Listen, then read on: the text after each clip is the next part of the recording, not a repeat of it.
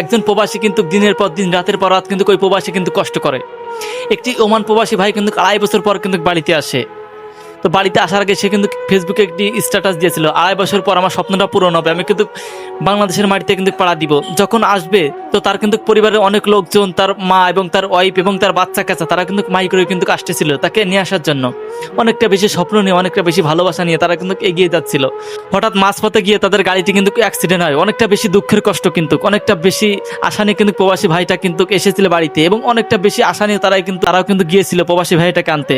আসলে কপালে এটা লেখা ছিল, কখনো কেউ কিন্তু ভাবতে পারিনি। সত্যি অনেকটা বেশি কষ্ট পেলাম কিন্তু ভিডিওটি দেখার পরে এবং বিষয়টি জানার পরে।